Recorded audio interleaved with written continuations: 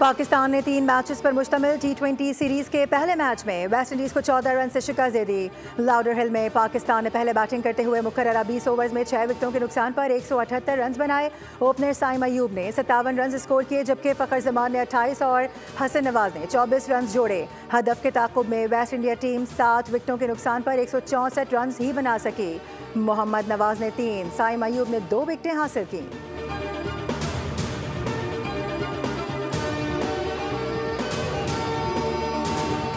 America की भारत के मुकाबले में पाकिस्तान को रियायत 19% टैरिफ आयद कर दिया। कनाडा पर 35% और वियतनाम पर 20% टैरिफ नाफिज किया गया है।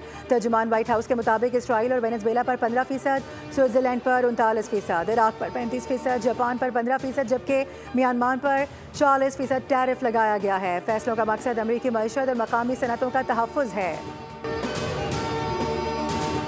महंगाई के सताए अवाम के लिए रिलीफ। हुकूमत ने आइंदा 15 रोज़ के लिए पेट्रोलियम मसनूआत की नई कीमतों का ऐलान कर दिया।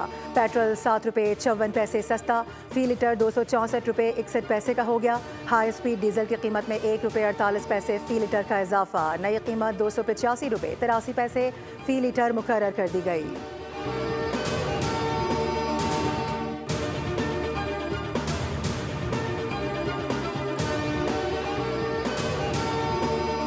मौज मस्ती का सीन हुआ ऑफ। बच्चों ने आज से बस्तों का बोझ उठा लिया। मौसम गर्मा की तातीलात के बाद सरकारी और निजी स्कूलों में आज से तालीमी सरगर्मियों का आगाज़ हो गया। स्कूल खुलने के पहले रोज़ तलबा की हाज़िरी मामूल से इंतहाई कम है। दूसरी जानिब कराची में बेशतर निजी स्कूल 4 अगस्त से खोलने का ऐलान किया गया है।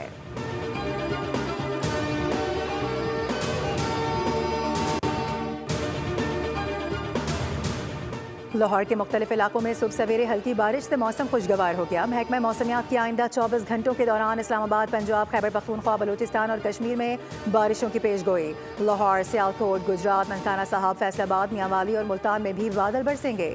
सिंध के बेशतर इलाकों में मौसम गर्म और हब्स रहने की पेशगोई की गई है। कराची में सुरमई बादलों का राज, मुख्तलिफ इलाकों में हल्की फुहार से मौसम हसीन।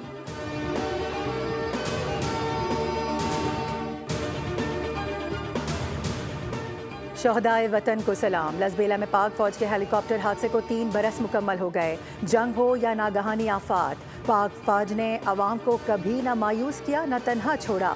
1 अगस्त 2022 को लसबेला के मकाम पर पाक फौज की जानिब से मुश्किल में फंसे सैलाब मुतासरीन की इमदाद के लिए हेलीकॉप्टर रवाना किया गया था।